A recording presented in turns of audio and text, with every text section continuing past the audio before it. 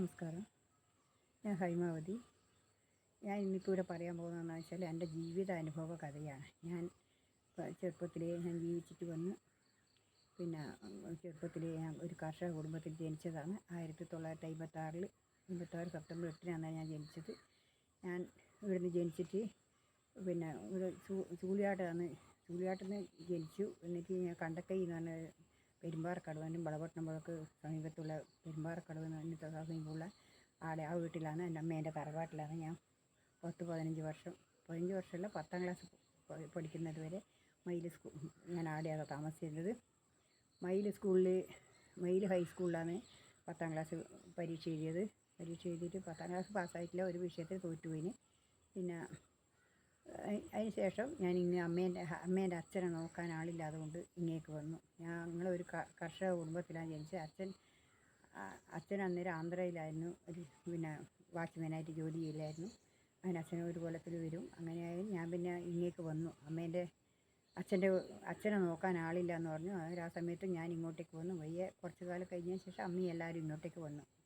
അങ്ങനെയാണ് ഞാൻ ഇങ്ങ് ചൂളിയാട്ട് നിന്നാണ് ചൂളിയാട്ട് എത്തുന്നത്. ചൂളിയാടാണ് അമ്മേൻ്റെ അച്ഛൻ്റെ തറവാട്. ആടെ താമസിച്ചു. ആടെ താമസിച്ചതിന് ശേഷം 15 വർഷവും ചെറുപ്പത്തിലെ കൃഷിയും കാര്യങ്ങളും എല്ലാം അമ്മ കൃഷിയും കാര്യമെല്ലാം ചെയ്യും. പച്ചക്കറി നടും, നെല്ല് കൃഷി ചെയ്യും. അങ്ങനെയെല്ലാം ചെയ്യുമ്പം അതിന് പറങ്ങി നടും. അതെല്ലാം ചെയ്യുമ്പോൾ അതിനെല്ലാം എന്നെ കൂട്ടും. ഞാൻ പോവും. ഞാനും എൻ്റെ ഇളയ ആങ്ങളെയാണ് നിൽക്കൽ, മറ്റവരെ നിൽക്കില്ല ഇവിടെ. അങ്ങനെ പോയി നിന്നിട്ട് അങ്ങനെയാണ് ഞങ്ങൾ താമസിച്ച് വന്നത്. ഇവിടുന്ന് അങ്ങനെ അവിടുന്ന് ചൂളിയാട്ടേക്ക് വന്നു. അവിടെ അത്ര വലിയ കഴിവൊന്നുമില്ല, അങ്ങനെ ഒരു ജീവിക്കാനുള്ള മാർഗ്ഗമൊന്നുമില്ല. ഒരു പശുവിനെ നോക്കിയിട്ടാണ് അന്നേരം അമ്മ ജീവിക്കൽ. ലേശം കണ്ടം ഉണ്ടായിരുന്നു, അച്ഛൻ്റെ കണ്ടത്തിൽ മയിൽ. ആ കണ്ടം പോയി നടന്നിട്ട് ആ കൃഷിയും ചെയ്യും. അങ്ങനെയെല്ലാം കൂടി അങ്ങനെ ജീവിച്ച് പോകുന്നതാണ്. ഞങ്ങളെ കൊണ്ട് പണിയെടുപ്പിക്കും. പുല്ലരിയാനെല്ലാം ഞാനും പോവും. പശുവിനെ കൊണ്ട് കെട്ടൽ, പാൽ കൊണ്ട് കൊടുക്കൽ, ഇതെല്ലാം ഞങ്ങളെല്ലാം ചെയ്തു കൊടുക്കും. അങ്ങനെയെല്ലാം തന്നെയാണ് ഞാനും പഠിച്ച് വന്നത്. കൃഷിയിലേക്ക് വന്നതും അതുതന്നെയാണ്. പച്ചക്കറി നടും. ആ പച്ചക്കറി വിറ്റിട്ടാകുമ്പോൾ 1 കിലോ ഉണ്ടെങ്കിൽ കൊണ്ട് കൊടുത്ത് ആ പൈസ വാങ്ങിയിട്ട് വീട്ടിലേക്ക് കൊണ്ടുവരും. അങ്ങനെയല്ല, അന്നേരം അത്രേ പൈസയല്ലേ ഉള്ളൂ, എന്നാലും അത് കൊണ്ട് കൊടുക്കും. അങ്ങനെയെല്ലാം ജീവിച്ച് പോന്ന്. മയിൽ ഇവിടെ ചൂളിയാട്ടേക്ക് വന്ന് അമ്മേൻ്റെ അച്ഛൻ്റെ തറവാട്ടിലാണ് വന്ന്. ഈ അച്ഛപ്പനെ നോക്കാൻ ആളില്ല എന്നിട്ട് അമ്മയും എൻ്റെ ഇളയ ആങ്ങളെയും കൂടി ഇങ്ങോട്ടേക്ക് വന്നു. ഞങ്ങളെല്ലാവരും ഇവിടെ തന്നെയായി. അമ്മക്ക് 4 മക്കളാണ് ഉള്ളത്. 3 ആണും 1 പെണ്ണും. ഞാനൊരു പെണ്ണേ ഉള്ളൂ. അങ്ങനെയെല്ലാം കൂടി ഇവിടുന്ന് ഇങ്ങനെയെല്ലാം കൂടി പോയി നോക്കുമ്പോൾ പശു ഉണ്ട് ഇവിടെ.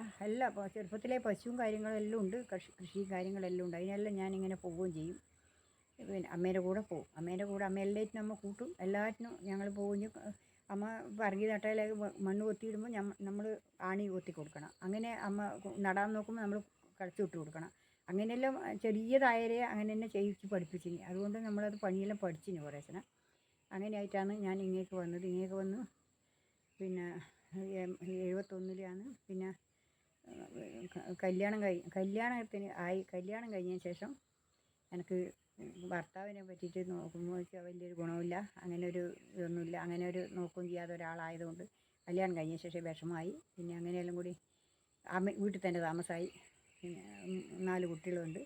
അങ്ങനെ വന്ന് അതിന് ശേഷം ഞാൻ എന്തെടുത്ത് 1985 ഞാൻ 83 ഒരു തുന്നൽ പഠിച്ച് ഒരു തുന്നൽ മെഷീൻ ലോൺ എടുത്ത് കുറേശ്ശെ തുന്നും. വീട്ടിലെ പണിയിലെടുക്കുമ്പോൾ അതിൻ്റെ കൂടെ തുന്നിയിട്ട് കുറേശ്ശെ കൊടുക്കും. അങ്ങനെ 1985 പശുവിനെ ലോണാക്കി. ഇവിടുന്ന് ബ്ലോക്ക് വകയിൽ ഇങ്ങനെ പശുവിനെ കൊടുക്കുന്നുണ്ടെന്നിട്ട് എനിക്ക് ബ്ലോക്ക് വകയിൽ ഒരു പശുവിനെ ലോണാക്കി തന്നു.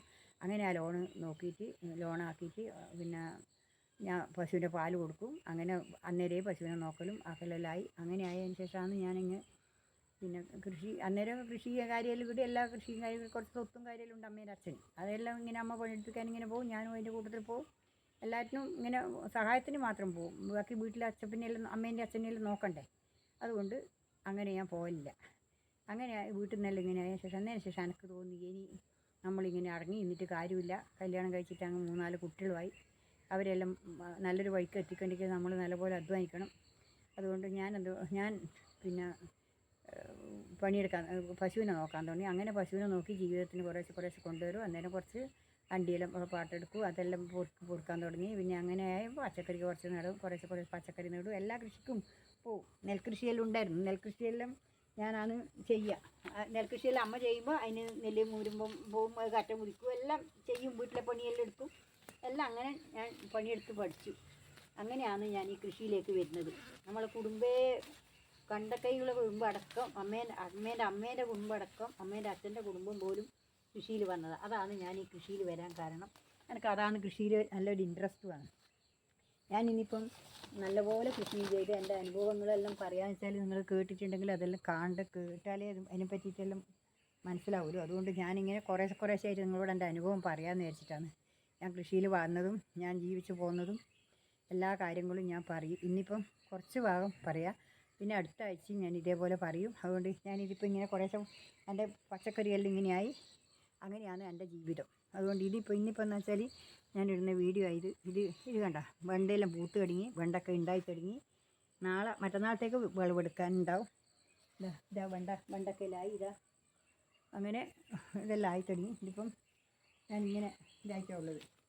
ഇതിൻ്റെ പുല്ലെല്ലാം പറിക്കണം. പുല്ല് പറിച്ചിട്ടാകുമ്പോൾ ഇതിനകത്ത് തന്നെ ഇടുക. ഇതിൻ്റെ നടുക്കന്നെ അതിൻ്റെ കളയെല്ലാം പറിച്ചിട്ട് ഇതിൽ തന്നെ ഇടും. ഇങ്ങനെയാണ് ഞാൻ ചെയ്യുക. ഇതെല്ലാം ഇങ്ങനെ പറിക്കുക, ഇതെല്ലാം പറിച്ചിട്ട് ഇനി പുല്ല് വെക്കുക. ഇതാണ് നമ്മൾ പറിച്ച് വൃത്തിയാക്കണം. കാട് പറിച്ച് വൃത്തിയാക്കണം. എന്നാൽ മാത്രമേ അണുക്കൾ കുറയിലും പ്രാണികളും കീടങ്ങൾ കുറയിലും. അതിന് വേണ്ടിയിട്ടാണ് ഇതിപ്പം കീടങ്ങൾക്ക് ലേശം ഇത് ചപ്പ് പറിച്ചിടാമെന്ന് വെച്ചിട്ടാണ് ഞാൻ ഇങ്ങോട്ട് തിരിഞ്ഞ്. ആ സമയത്ത് ഞാൻ കുറച്ച് എൻ്റെ അനുഭവങ്ങൾ പറഞ്ഞു.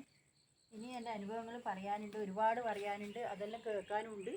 കേട്ട് കഴിഞ്ഞാൽ തന്നെ നിങ്ങൾക്ക് എൻ്റെ ദുരന്ത അനുഭവങ്ങൾ മുഴുവനും, ഞാൻ ജീവിച്ച് വന്ന ഒരു രംഗവും എൻ്റെ കഷ്ടപ്പാടും എല്ലാ കാര്യങ്ങളും നിങ്ങളോട് ഞാൻ പറയാൻ ആഗ്രഹിക്കുന്നു. അതുകൊണ്ട് നിങ്ങൾ ഇനിയിപ്പം ഞാൻ കുറച്ച് ഇത്തിരി പറഞ്ഞിട്ടില്ല. എല്ലാ അനുഭവങ്ങളും എൻ്റെ കഷ്ടപ്പാടും, ഞാൻ ജീവിച്ച് വന്ന രീതിയും, ഞാൻ കഷ്ടപ്പെട്ടതും, ഞാൻ പണിയെടുത്തതും, ഞാൻ ഇത്ര കൃഷിയിലേക്ക് വരാൻ കാരണം, ഞാൻ എല്ലാ സ്ഥലത്തും ജീവിച്ചതും എല്ലാം ഞാൻ നിങ്ങൾക്ക് പറഞ്ഞു തരാൻ പോകുന്നുണ്ട്. അതെല്ലാം ഞാൻ പറഞ്ഞു തരാം. അതെല്ലാം കൂടി ഞാൻ ഓരോരാഴ്ച കുറേശ്ശായിട്ട് പറഞ്ഞു തരാം. എല്ലാവരും അറിയണം, എല്ലാവരും പഠിക്കണം. എൻ്റെ ജീവിത രീതി കൊണ്ട് ഒരാളും മോശപ്പെട്ടു പോവില്ല, അതുകൊണ്ട് മോശത്തിൽ വരില്ല. ആ ജീവിതം നല്ലൊരു ജീവിതത്തിൽ ഞാൻ ജീവിച്ച ജീവിതം എന്താണെന്നുള്ളത് ഇത് നിങ്ങൾ തന്നെ തീരുമാനിച്ചോ. എന്താ എൻ്റെ ജീവിതത്തിലുള്ള ഇതെന്നുള്ളത്. ഞാൻ ചെയ്യാത്ത പണികളൊന്നും ബാക്കിയില്ല. എല്ലാ ആണുങ്ങൾ എടുക്കുന്ന പണിയായാലും ഞാൻ എടുക്കും, കൈക്കോട്ട് കൊടുക്കും, എല്ലാ പണിയും ഞാൻ എടുക്കും. അങ്ങനെയാണ് ഞാൻ ശീലിച്ചത്. നമ്മുടെ ജീവിത മാർഗ്ഗത്തിൽ നമ്മൾ തന്നെ സ്വന്തമായിട്ട് ഉണ്ടാക്കണം എന്നുള്ളൊരു ധാരണ കൊണ്ടാണ് ഞാൻ അങ്ങനെ ചെയ്യുന്നത്. അതുകൊണ്ട് നിങ്ങളെന്താ വേണ്ടത് വെച്ചാൽ ഞാൻ പറയുന്നത് നിങ്ങൾ ഓരോരാഴ്ചയും ഇടുന്നത് നിങ്ങൾ കേട്ടിട്ട് അതിൻ്റെ അഭിപ്രായങ്ങളും അതിനുള്ള കമൻറ്റും അതിൻ്റെ എന്തെല്ലാമെന്നുള്ളതെല്ലാം നിങ്ങൾ പറയണം. ഞാനങ്ങനെ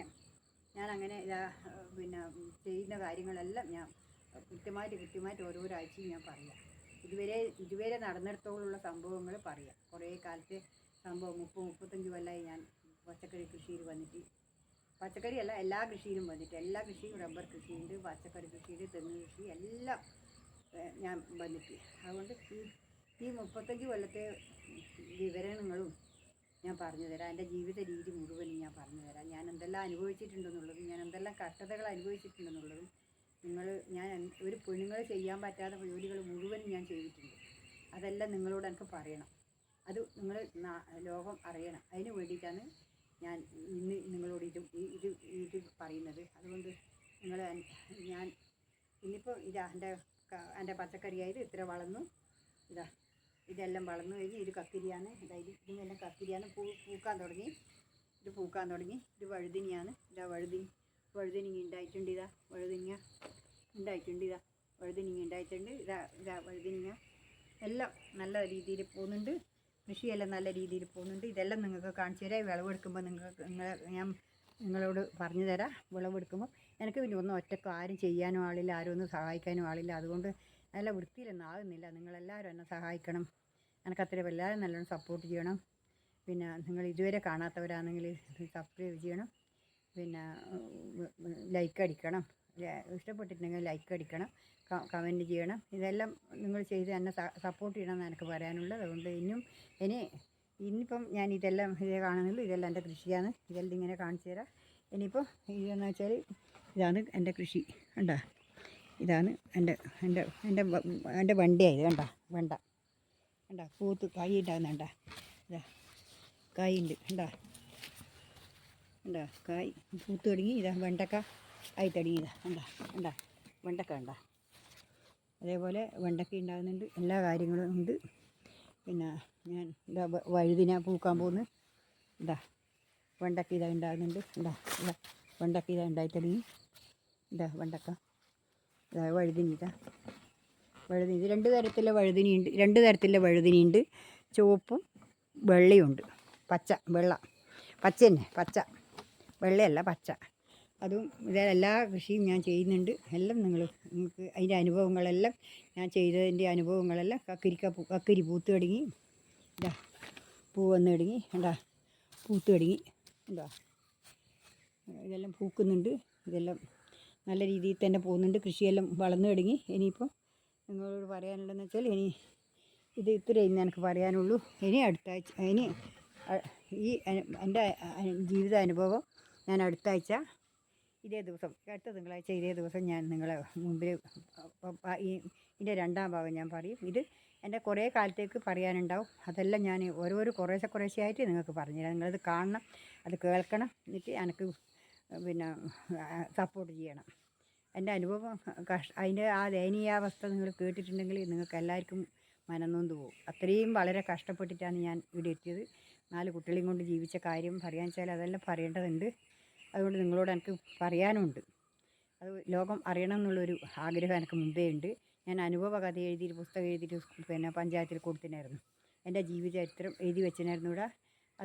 അത് മുഴുവൻ ജനനം മുതലുള്ള എല്ലാ കാര്യങ്ങളും ഞാൻ കഴിഞ്ഞ കൊല്ലം വരെ എഴുതിയത് ഞാൻ പഞ്ചായത്തിൽ അവരെടുത്ത് കൊടുത്തിട്ടുണ്ട്. ആ പുസ്തകം അതൊരു പുസ്തകമാക്കിയിട്ട് കൊടുക്കണമെന്ന് വെച്ചിട്ട് ഇതുവരെ പിന്നെ അത് അവർ തിരിച്ചു തന്നില്ല.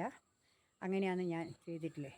ഇന്നിപ്പം പറയാനുള്ള വെച്ചാൽ ഞാൻ ഇന്നത്തെ വീഡിയോ അവസാനിപ്പിക്കുന്നു. അതുകൊണ്ട് നിങ്ങൾ പിന്നെ നാളെ ഞാനൊരു പുതിയ വീഡിയോ ആയിട്ട് വരും. അതുവരെ നിങ്ങൾക്ക് നമസ്കാരം. നിങ്ങൾ എന്നെ സപ്പോർട്ട് ചെയ്യണം എന്ന് എനിക്ക് പറയാനുണ്ട്. അതുകൊണ്ട് നമസ്കാരം, നന്ദി.